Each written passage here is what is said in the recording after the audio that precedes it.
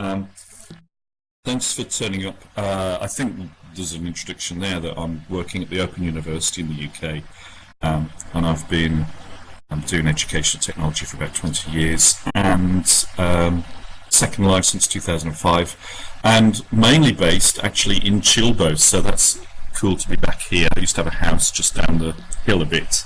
Okay, so I want to start up. Basically, this talk is about linking together theatre and Second Life, and sometimes some of it's about theatre in Second Life, but a lot of it is about drawing on research or experience of theatre and how that can help inform what's going on in virtual worlds in general. So I want to ask by sorry, I just need to still not very multitasking. Right, then let's move on. Okay, so I want to start off by asking, where are you? And I don't necessarily mean where are you sitting physically in the physical world, but where exactly is your sense of self? Where do you feel that you are? Do you think you're sitting at home or in the office or at a desk, or do you feel that your sense of self is located here? And basically what I'm talking about is that thing that Wittgenstein called Dasein. So the idea of you being located in a space. So if you want to just chat, just drop that into the chat box and kind of say, what is your experience of where you are, located in sense of self? You get some chatting. Okay, that's aha.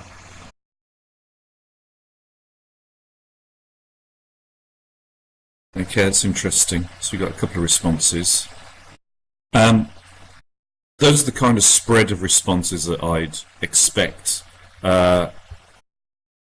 If we so the idea though that actually, as Thinker Selby's said, that he's in the auditorium, Mag is in both.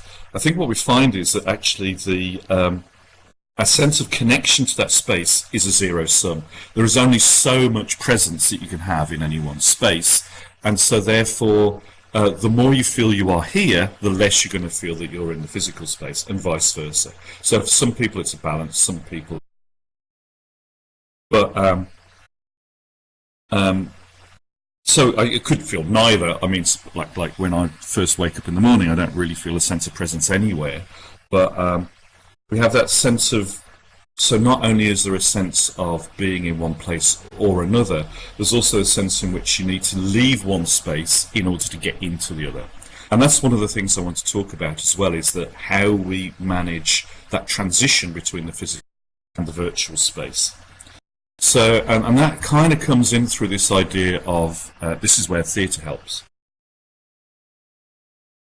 So where the sense of transition from one space to another is a familiar one. And if we go back to Victor Turner, back in 1969, and he came up with the idea of liminal space, which is based on the idea of the limen. Now the limen is, it's the edge of the stage. So basically that's the word for it. And so the liminal space in the way Turner constructed it was, it's this crossing, it's this portal between one and the other. Now, I think our idea of liminal space has changed since then. We talk about liminal space being a space set apart, but originally it was about this boundary. So, but we get that idea in lots of other things. Like reading a book, you get stuck in that book, get lost in it. It's called the diegetic effect. The narrative takes over, and so you kind of are then sort of absorbed into this other world. But also the thing about getting from one space to the other is that there are rituals, the kind of ritual activities that take you from one to the other. And I'm going to talk about how we're familiar with theatres. This is what a theatre looks like. I put a picture in there in case you've forgotten. So you've got the limen at the front there at the stage, but also you've got the front of house stuff where everybody sits. And the theory is that the whole thing is there's a ritual of transition from one of these spaces to the other. So we go into a theatre and we the images of that are coming up, sitting in the seats. There's the expectation. It's the chatting. It's if you're sitting with somebody that's on their phone, that's frustrating because part of that ritual, because because part of the expectation, part of the theatre. So, so if we're talking about the theatre, this stage being a liminal space where you're absorbed into this narrative, that's got similarities between the idea of that and virtual space, the virtual space being the one that you're absorbed into. So my question is there anything about moving from that physical world to this virtual space that has that kind of ritual to it? What are the stages from going to the physical world to this virtual experience? What are the sort of things that happen?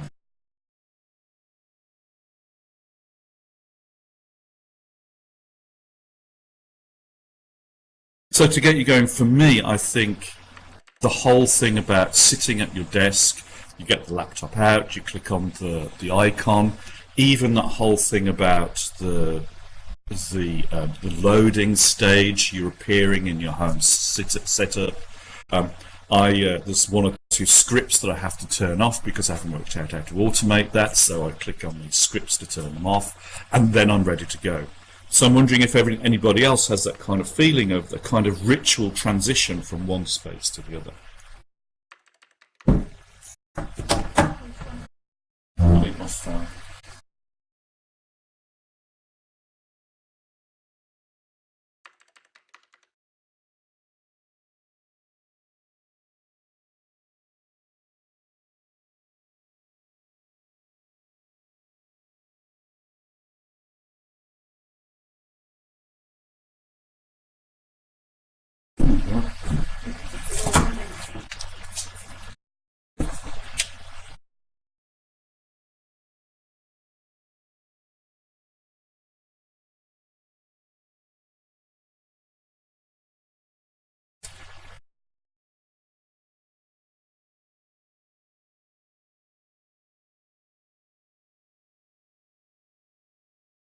And do you think those kind of transition things, the moving forwards, the big screen, all of those things help with that sense that now you are in this virtual space and you've left your home?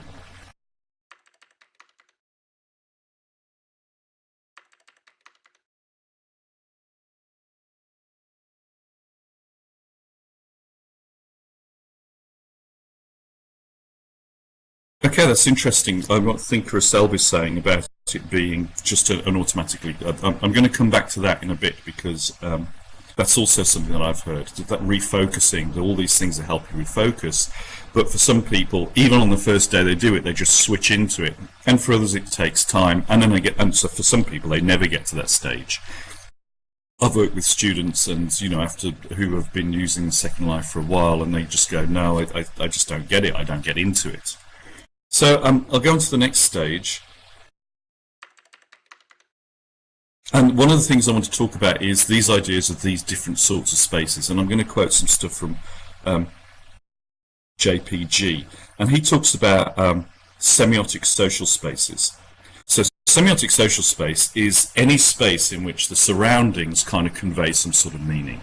So if you're in a museum, you know you're in a museum because there are certain things that tell you that you are. So it's those semiotic things, those sort of signifiers of this is a museum or this is a library, there's lots of books, that's not necessarily a signifier, but there's a certain ambience that kind of tells you that you're in that space. But then he talks about a particular sort of semiotic social space, which is called an affinity space. And an affinity space is when you go into one of these spaces for a particular purpose with a bunch of other people. So it's kind of like a community of practice, but rather than it being just a kind of metaphorical space, G's talking about a very specific sort of real physical space. Or even an online space, but it's this sort of everybody going to a particular place. Like a classroom or something like that, or an online classroom, or those sorts of things. Well, I have to point out that that this is only. I think this is what G is saying when he's writing about his stuff. But when I've read about what other people have written about what he said, they always come up with a different interpretation. So I just have to assume this is just my interpretation. But then I think there's a space beyond that kind of thing. It's not just about all the meaning is embodied in it. Is located in space around you, or that you're all there for a purpose. But I think there are a particular set of sorts of spaces in which it's not just about being there and understanding it, it's about engaging your belief system in it. And I think this is where theatre and virtual worlds have a lot in common, is because if you're sitting in a theatre and you're not really buying into the story, you're not really there with everybody, so you're not really into it in the same sort of way. And the same is true of virtual worlds, in that there's a specific engagement of belief in order for it. So if I'm sitting here and I'm connected to my avatar, and I think Selby is saying that he's in an auditorium, Maggie's saying a little bit of both. So, but for some people, they would just be sitting here and they're just looking at pictures on a screen. So in a kind of very real way, you are not really sharing that same experience. You're not in the same space, in the same way that two people sitting in the theatre in the same space. So I think we can understand something about how virtual worlds have an effect on us by understanding the ways that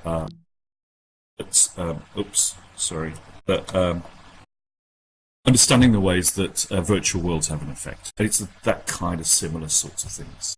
And we also look at the way that there are portals between them. And this is going back to what I think Selby is saying about getting into Second Life is just like getting into his car. Is that actually, for some of the people I've spoken about who've done this theatrical stuff, they were saying that the transition from the physical world into the virtual world is automatic. It's just, it happens and it's not a big deal.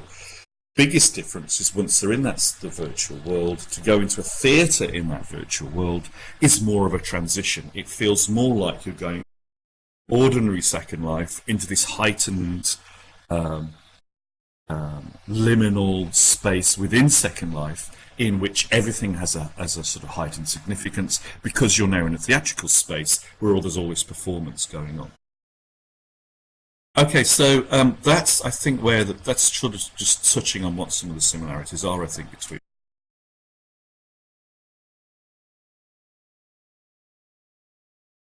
Sorry. I clicked on the wrong thing now and started to move. Let's have another go at doing that. I don't know. Okay.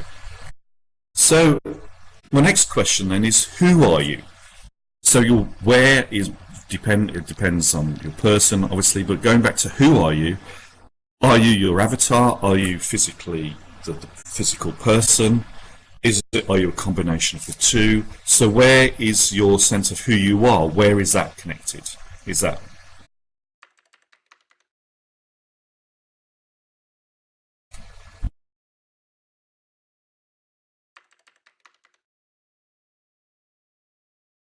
You're both at the same time.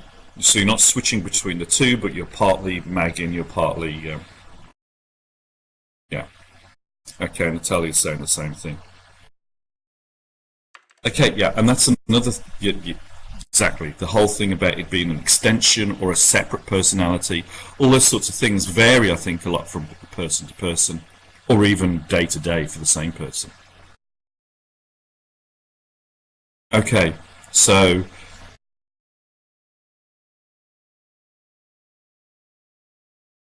yeah, that's really interesting as well. Oh, okay, right. That's not an. That's okay. Looks, that's a very different answer than one that I wasn't expecting that answer at all. It's interesting that, yeah, and also with a lot of education groups, I know that when you're talking in chat, there's a tendency to use the Second Life name, and but then when you go into private messaging, then maybe you might use the physical world name if you're familiar with that person in the physical world. And in a lot of cases people are, because those sort of friendship groups translate across both kind of worlds. Let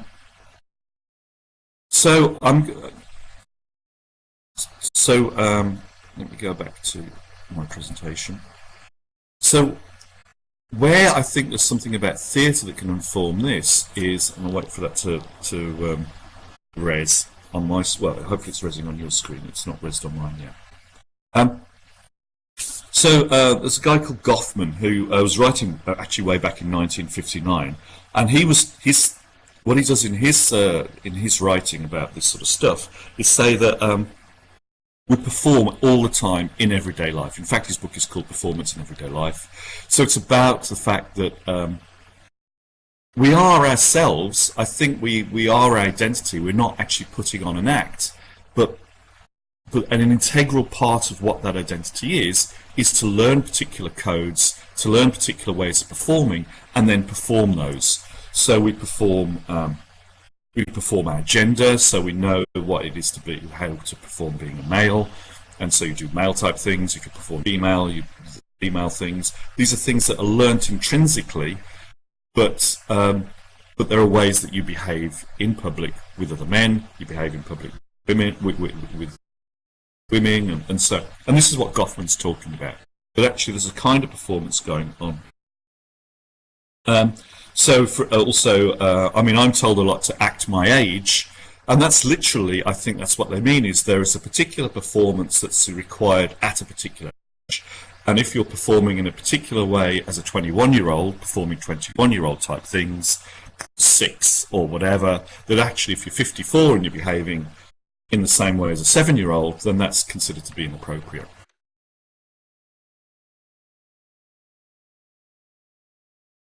Oh, okay, so that's interesting. So, do you think you're a Selby? So you're basically Selby, and you want to be Selby in here and in physical world. So, do you find that you're performing in the same way in both of those spaces, in OpenSim and in the physical world and in Second Life? Is Selby the same person in all of those spaces? Really? Okay. So we find that, I think, on the whole, we're different people to some extent when we're in the pub, or when we're when we're at work, or when we're at home. So there's a transition that goes from one person to another as you're going through those things. So I mean, I don't think I change much, but I know some people are very different when they're at work than when they're out of work. There's a different role that they're actually consciously performing in those different spaces. And in fact, the word persona comes from the theatre itself, because it's a Greek word for mask, because these masks were things that people would sound through, and that's what persona, it just means sound through. So it's a mask that you adopt when you're in different spaces.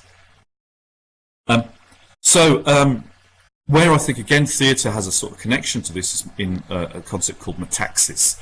So if you're an actor, I have to sort of, full disclosure here, I don't have an acting or performance background.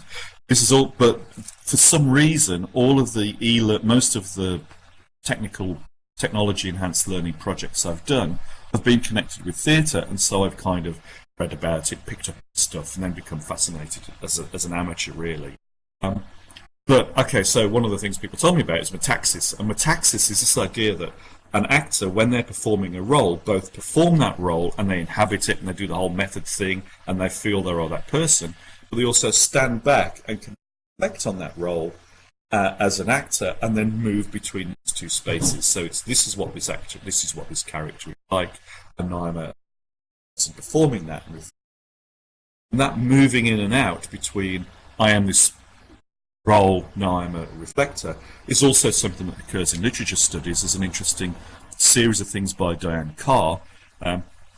Talks about, in literature studies, if you're really absorbed in a book, that's you're absorbed in it, and that's considered to be kind of low fiction, because the higher fiction, in quotes, stuff, is things that actually occasionally force you to stand back and reflect on what, and then move between these two spaces. And she says that that's actually, when you're reading a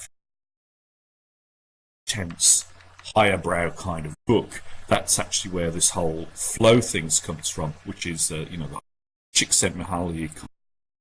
Am I breaking up? Okay, maybe it's because I'm moving around too much. So that's, okay, is that clearer now? Because I was a bit worried that I was maybe, if you can hear me okay. Okay. So I think that's been useful for me in looking at how I relate to my avatar, because Gann is quite different from me. I mean, or at least he was. When I first started doing this, I would actually perform Gann, and I would perform it as being a more outgoing, sort of sort of person, dancing on tables and being sort of stuff, even though I was kind of a bit fine. And I think bit by bit I've learned him, not entirely, it's just stuff I wouldn't do, but there are some things that I think from that. But to some extent it was a conscious acting out of a particular role that I wanted to do it offline, couldn't, so I did it in. But that was to some extent a performance. Is anybody else here? Well, I suppose you don't want to give away that you're performing, but does that relate to anybody else? Do you find that sometimes you are performing your avatar, or are you like Selby and you're actually always the same sort of person?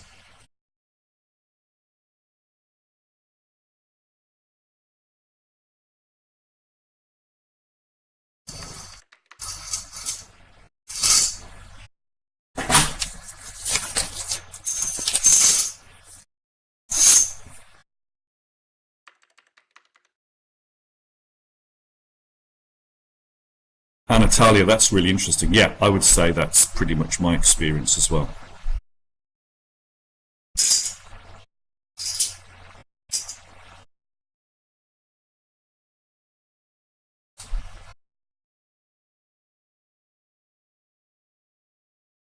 Okay, so maybe, I mean, it sounds like actually, okay, that's a fairly common experience for us at least. Okay, we're maybe not a representative sample, but I think maybe that's actually a fairly common experience that we can. It's and it's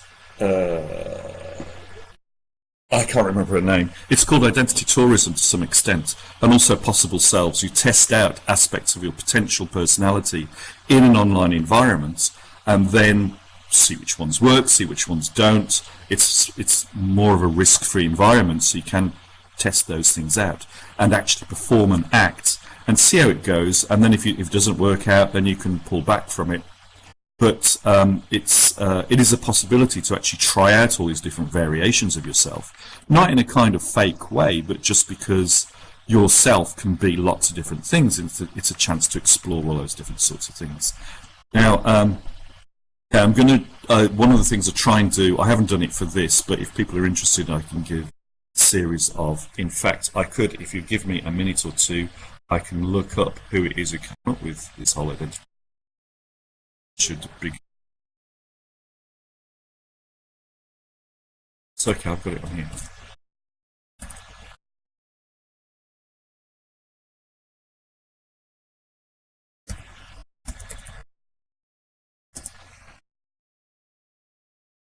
Okay, here's a quote.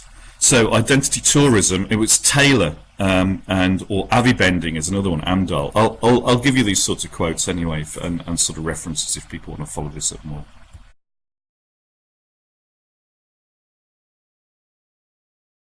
And also, I think somebody mentioned teaching, and I think to some extent, teaching is a performance, and it's possible to teach as a confident person, even if you're not that confident, because you can take on the role of a teacher.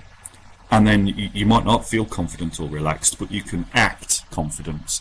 And then maybe by acting confident, you become more confident, although that doesn't necessarily apply.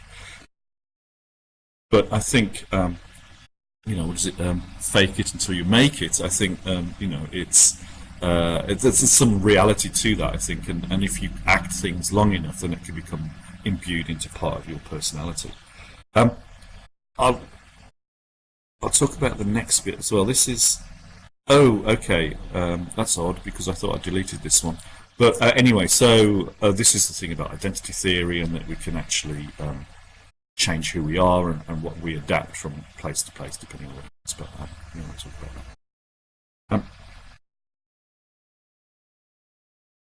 And I've deleted the wrong one.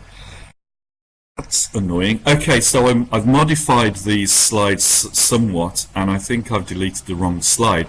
I actually wanted to talk about the work of one of my friends who, in his thesis, brought these two things together, and the image that I was going to show you, and I've accidentally deleted that instead of this previous one, that is still on there, is, I must have got the numbers mixed up, is basically it's a picture of two spaces. One of them is a physical space, which is referred to as he space, and there's a man there standing in front of the physical part of the world, and then that's projected into a separate thing which is called she space, which is the virtual world.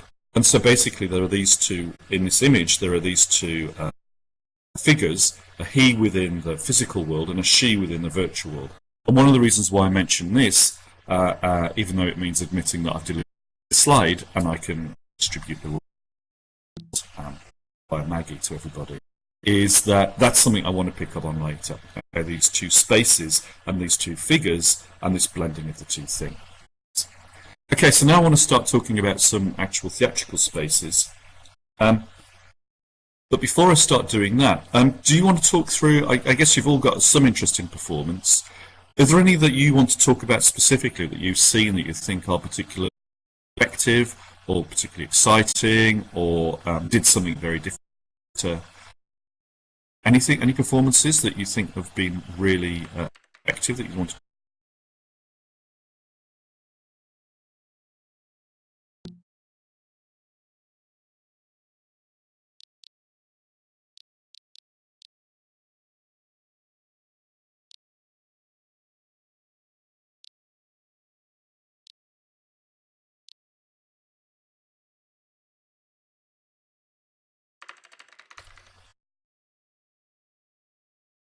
Oh, okay.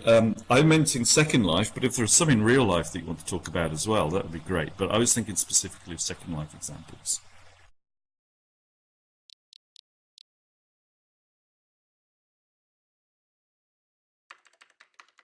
Ah, okay, that's interesting.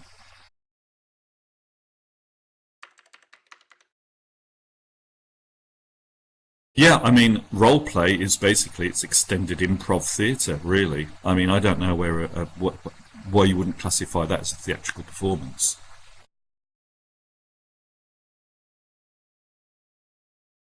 As long as you can get, I think, getting the language right, and then I think as you get into it more, and creating the right identity. Again, going back to G, it's what he calls a projective identity. So you create a version of yourself that fits into that narrative. So it's not entirely acting because it's a version of you, but it's a version of you that fits within that world. So again, it's not character, it's not a version, it's not your identity, but it's some amalgamation of the two. And this, I'll just type that in there because that's not. So it's called, or is it projective? This is bad.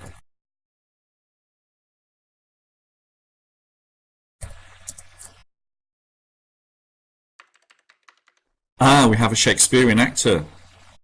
So I was going to talk about Shakespeare a bit, some of the things I've seen.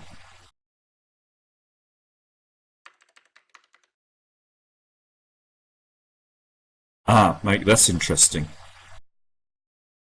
I saw a version of the Tempest, which was on an island, and so everybody sat out floating on a raft outside the island, and then if you wanted to follow the action, you could move. You were supposed to expect to move your camera in to follow the action on the island and move it around and follow the performances.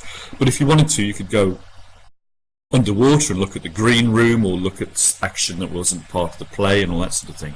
And that was really neat. Yeah, it was one of the fun. It was a furry steampunk version of the Tempest as well. So Prospero actually turned into a dragon at one point, so which is kind of neat.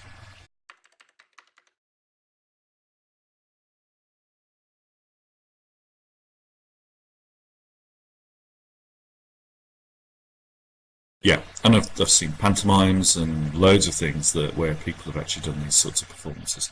Okay, I'll talk about some of the other ones I've seen. So going back to actual physical world theatres, I did some work with my goddaughter, who was a performance student, and she identified these three different sorts of theatre spaces, theatrical spaces, that exist in the physical world. So there's the normal ones, the traditional, conventional ones with the proscenium arch, and and the front of house and all that sort of stuff. The kind of normal thing we're familiar with. But there are also what which refer to as found spaces, which are kind of like pop-up spaces. So these are the ones that can appear anywhere. So I saw a medieval mystery play in a local shopping centre where it was turned up and there was the pedestrianised street, and they just put a stage up. And it wasn't connected with being a shopping centre, it was just here's a unique, ephemeral, short-lived stage in which to set this up. So it wasn't traditional, but it wasn't like this third sort, which is called site-specific. And site-specific theatre, which is becoming more and more popular, is where you will have a story set in a castle, but you'll actually use a real castle in order to, we can in Europe where you have castles, where you then do that performance. So I've seen Macbeth performed in a castle. There's also things like, there was a play I saw that was about a series of shops, and that was set in a shopping centre. So you're actually going from shop to shop within the shopping centre, seeing these performances. So that's another way that kind of theatre gets used.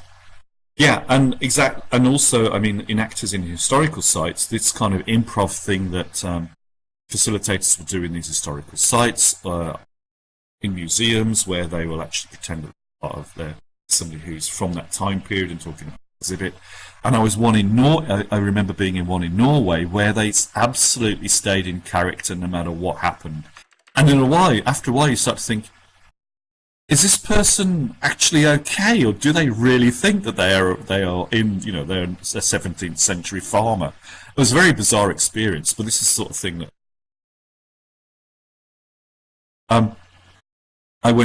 in the UK. There's an organisation called Secret Cinema, and they did for a Star Wars film. So it's set in Sisley and Tatooine. And everybody's absolutely in role constantly. And if there was one thing I should have been able to improv for effectively, it would have been. I just find it very to adopt a role and stay in role, sort of thing.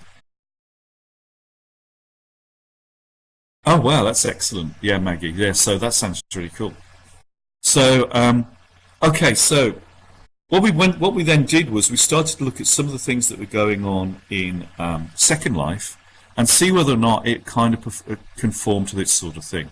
So here's the Metaverse Shakespeare Company doing Hamlet, and this is one of the projects I did with Second Life was called Theatron, and in that we built lots of different theatres, ancient Greek, Roman. I should have included that in the presentation, really, because there were some really cool pictures. And we also got students doing things like walking around the Globe Theatre and blocking out bits of Hamlet within the Globe Theatre. And it was interesting. I think they learned something about what it was like to be on those stages by doing this through this kind of stuff.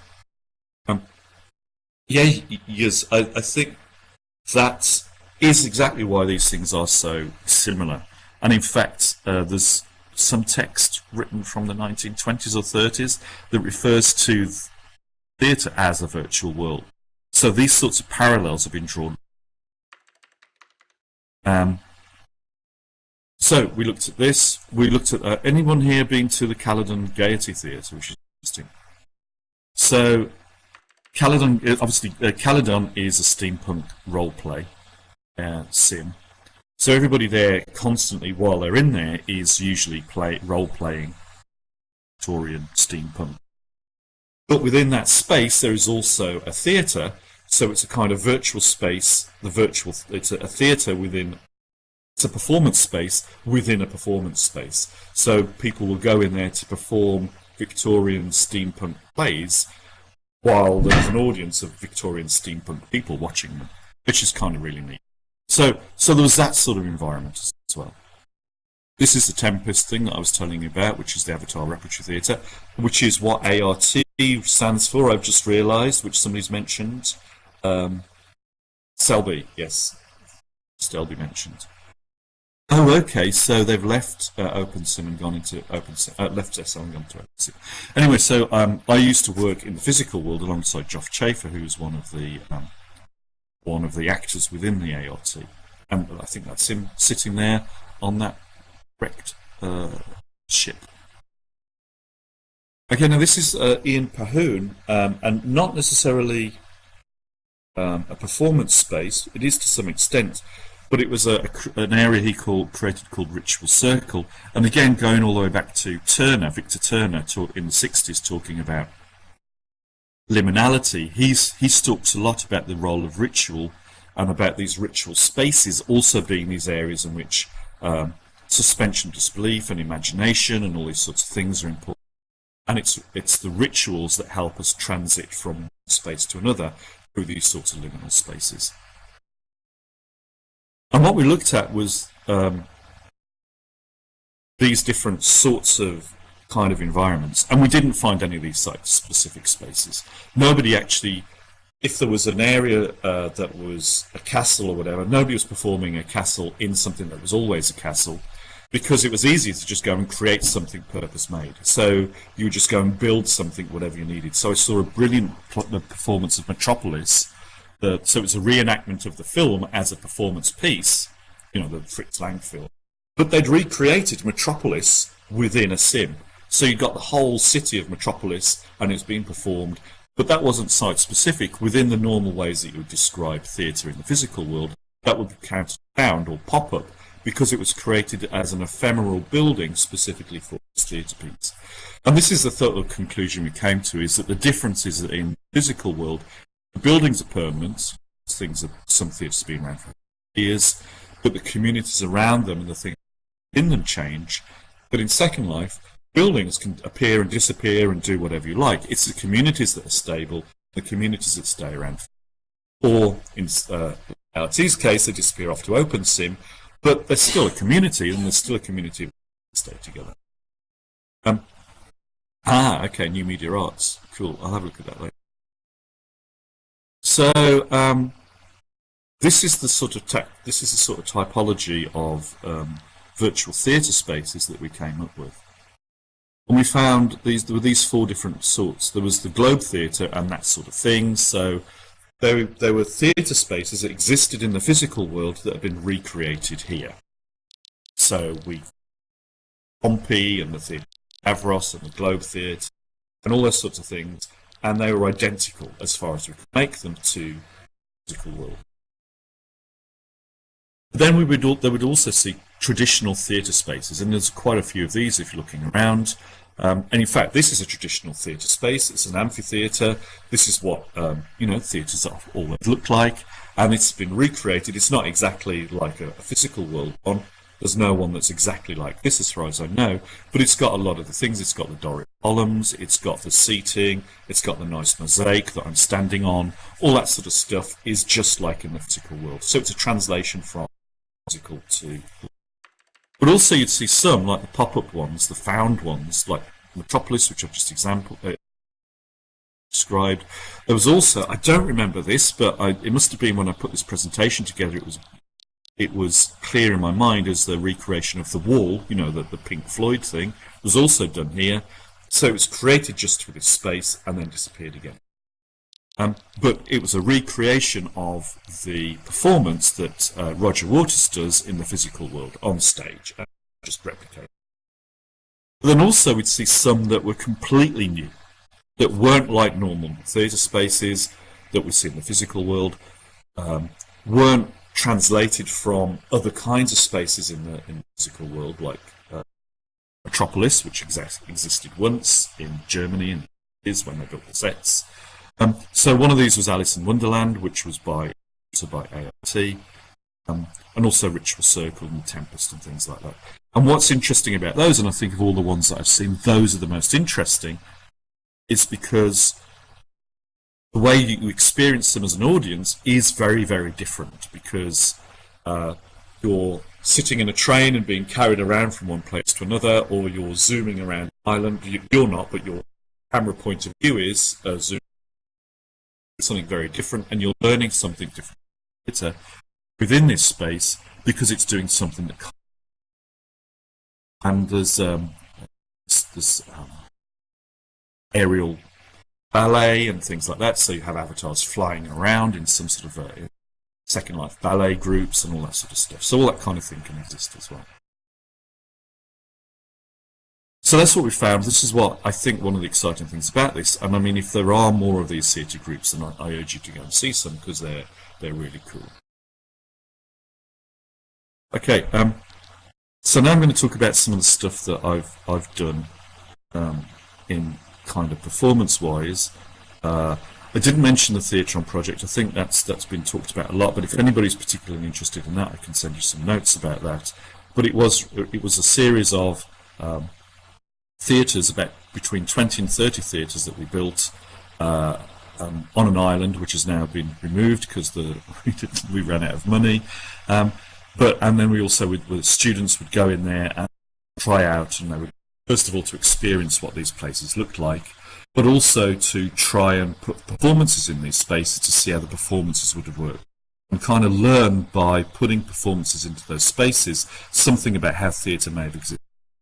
And it was mainly Roman, ancient Roman and Greek, but we also had some medieval ones.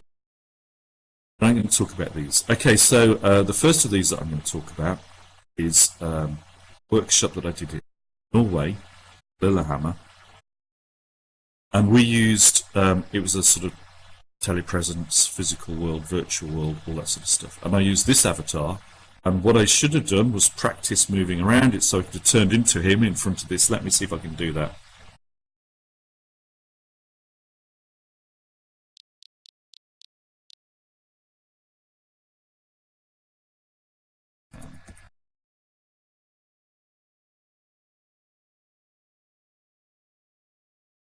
Let's see if this works. No, it doesn't. Okay, well, there we go. Okay, so anyway, so this is aha, there we go. So it is working. Cool.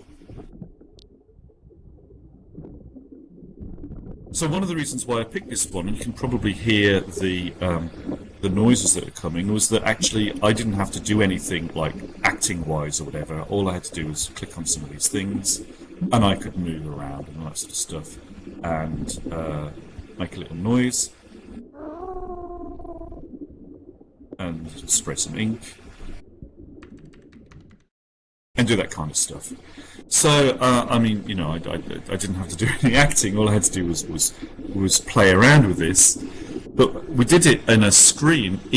So I was getting feedback from the audience, because although I was in second, well, I wasn't in Second Life. I was sitting in the physical room, but my performance was through Second Life. I mean, you know, it was all talked about embodiment and those sorts of things, and I was the sea drive while this was going on.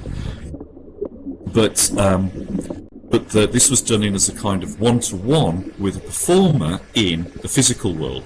So I could see what the performer was doing because I was sitting in the same room, and then we were doing this sort of call and response. So I would bow and do that sort of stuff. I wouldn't, the avatar would, you know what I mean? And then I could answer yes or no, and we were kind of doing it as a conversation.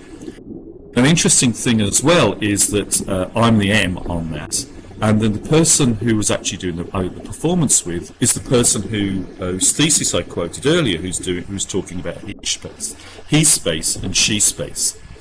But when the thesis is written by a person called Klaus Knudsen, and you can see there that the letter representing that person is now an A, because in the interim, Klaus had changed gender and was now Asa. So in the physical world, my friend had become, I didn't know at the time when I first knew him as a him, is transgender, and then had changed gender in that interim.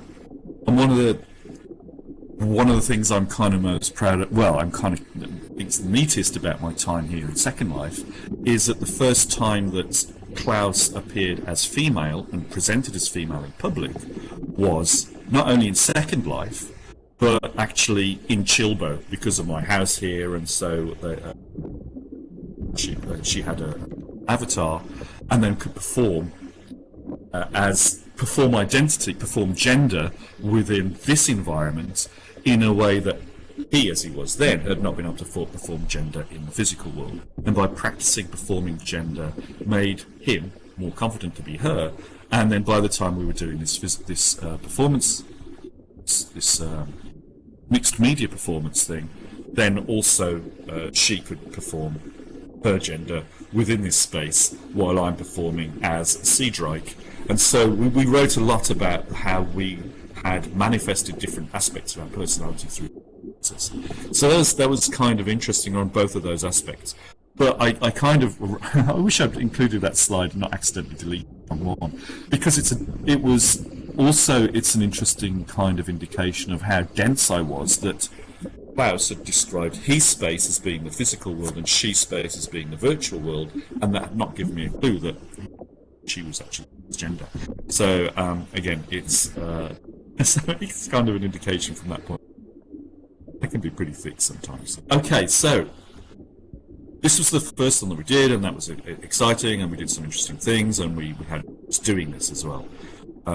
I wish I'd recorded something, but you know, when you're in these performances, it's very difficult to actually get them at the same time, unless you've got somebody like Maggie who's sitting around doing it. Okay, the next one I wanted to talk about was something that I was yeah, but you pressed the button at the right time, which is not a talent not to be underestimated. And how did you get on with that? No, exactly. It's really, really difficult. I think it's not just technically difficult, it's also your headspace is not in the headspace of, I do have to document this while I'm doing it. It's you're either doing one or you're doing the other, and the ability to switch between those two modes is an extraordinarily difficult.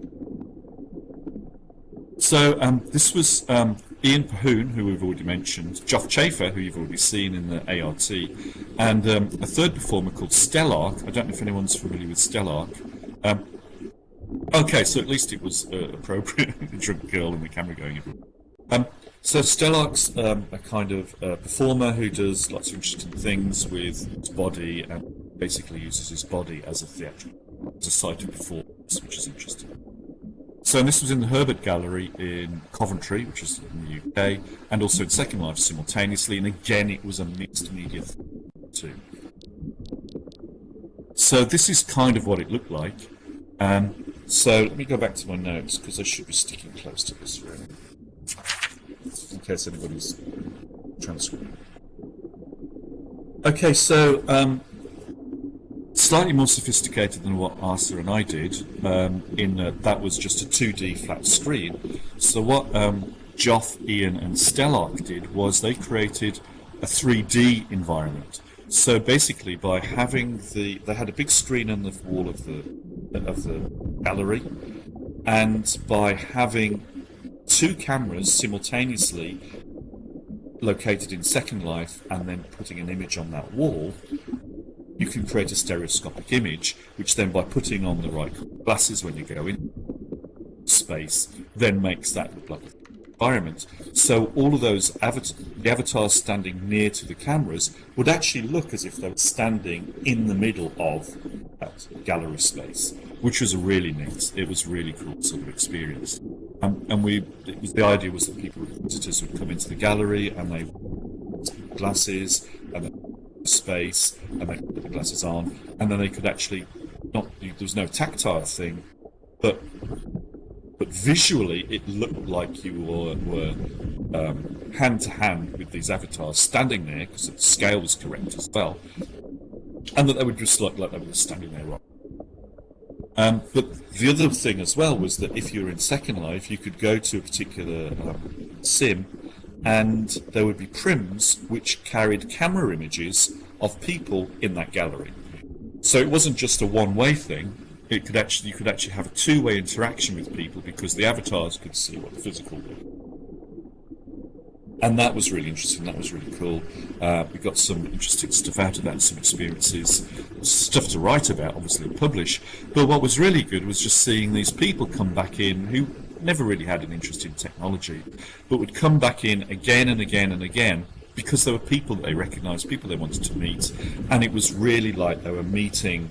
There was no divide between the physical and the virtual. They were just meeting their friends, and some of whom happened to be physical selves, and some of whom happened to just be avatars.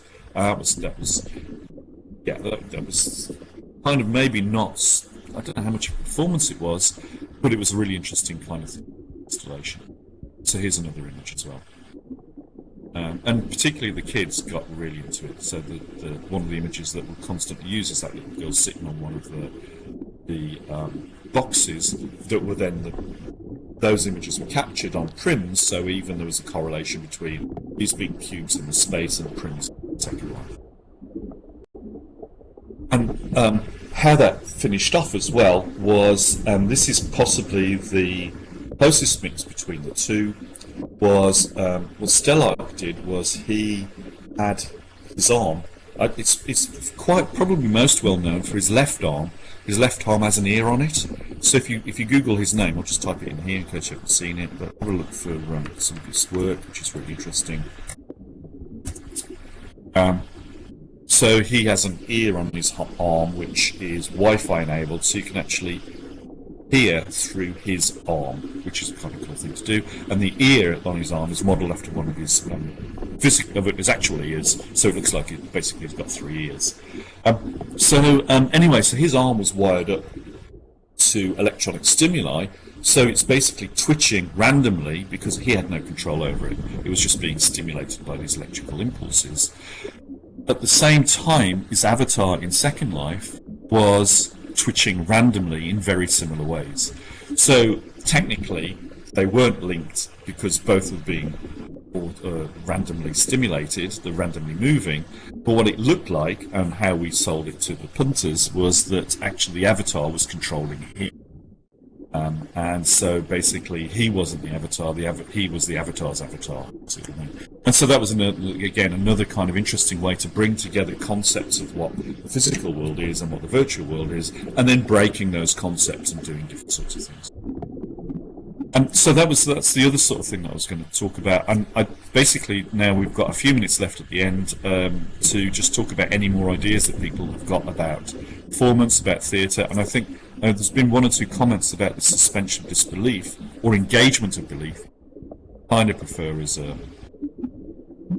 way of describing it, and about imagination and about the role of imagination in this kind of space. So, but that's kind of what I wanted to. Oh, and also with one more question, which is, where next? Has anybody got any ideas of what this space could be done next with for virtual theatre, performance, or mixed media, or mixed reality performances? Any of those things, because it'd be interesting to see what people have. Partly because I'm interested anyway, but also because at the moment I'm putting together a MOOC on the future of education, and I'm hoping there's some ideas that might come out of this bit of the conversation that I can use in that MOOC. So, any opinions? Anybody? Any ideas about what could happen next with this sort of stuff? While you're doing that, I will play about my avatar a bit more.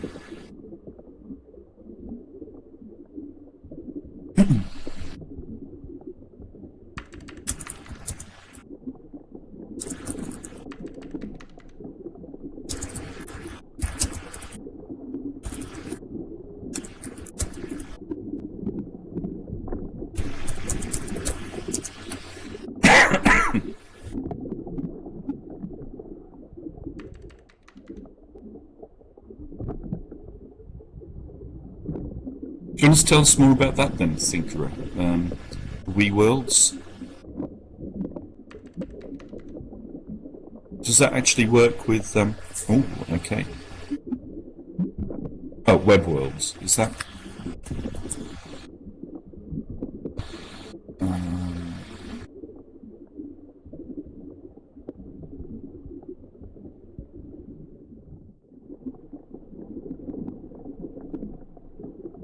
I have an open Word file here for pasting all those sorts of things in.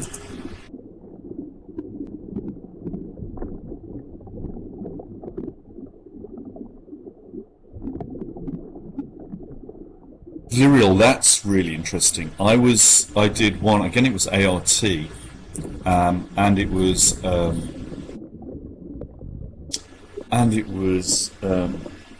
oh, sorry, it's getting late now. Let me try and remember his name. Greek theatre tragedy Oedipus. And basically, you know, in Greek theatres there's Greek chorus, and so therefore So there's the actors doing the regular stuff, but then there's about a dozen people or something that just sing along or dance or do transitions and those sorts of things.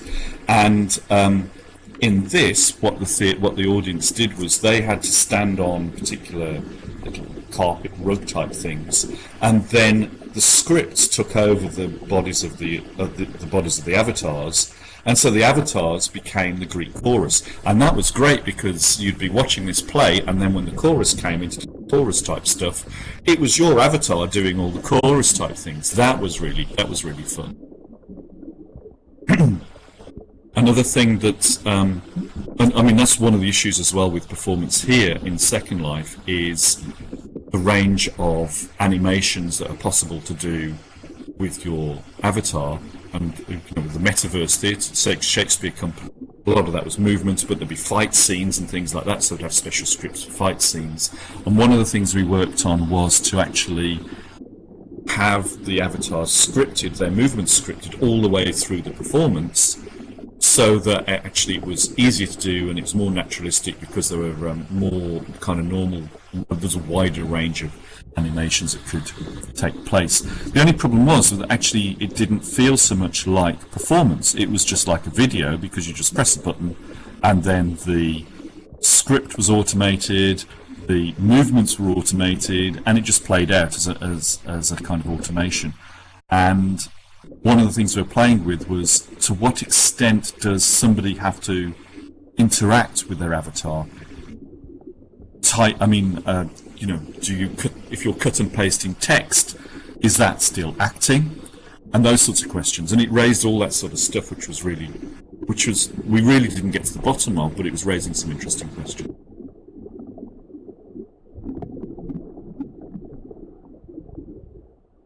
Yeah, yes, and I remember there was some Egyptian role play as well, which were kind of interesting, is that you could, Egyptian sims you could go into, and then just by dressing up as Egyptians, you could actually get some feel for what that sort of space would look like. And as a prompt for narrative, particularly trying to get people into role play sims in order to just experience the whole improv performance, going into creating fan fiction, going into creating narrative, and all those sorts of things. They all tie together really neatly, particularly with like steampunk being like Victorian literature, and as a way into Victorian literature, all of that sort of stuff can work.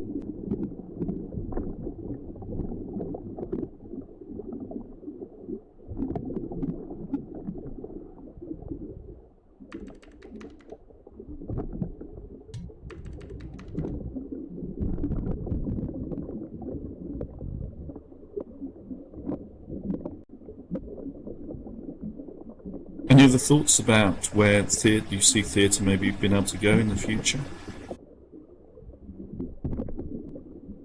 And do you think there's a wider interest in this whole mixed reality thing, in that bringing... Okay, thanks. Thank you, Selby. That's, as ever, all these useful contributions. Because I think that is something that particularly interests me, the idea of avatars being in the physical world and doing things in the physical world, or being visible through augmented reality, walking around in the physical world. I think it's a really interesting thing to do.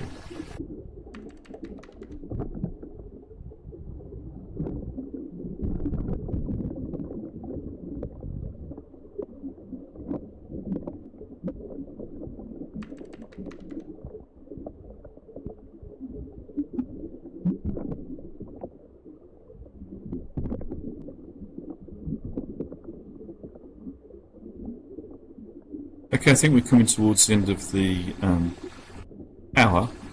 Hopefully that's been interesting, and there's been some stuff that's come out of that people will be able to use or think about a bit more.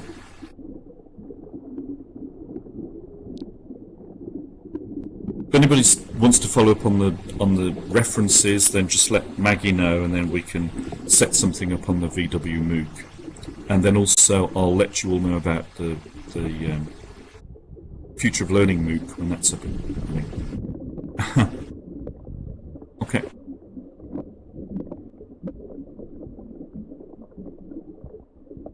Okay.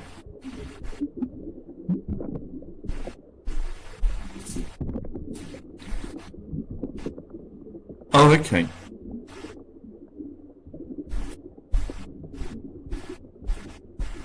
Okay, I might not be able to get it done within the next week. Depends. I'm moving house next week, in the physical world. But once I'm back at work after that, then yeah, I can definitely pull. I should have done it at the same time, but I was focusing on getting the presentation done. Oh, okay, well, that's great. So there's no time limit. Excellent. Okay, and I mean, last time I went with the VWBPE thing, then there's a bit of a conversation came out of that as well, so assuming that's possible as well. So if there are more questions, then conversation about this. So, okay, no problem. Okay. It's nice to be back. Yeah, so I'll have to get my house sorted or something. I think I still have tier that I'm donating somehow, but I'm not sure. Maybe that's disappeared. But oh, okay, I'll take a look. I'll take a look.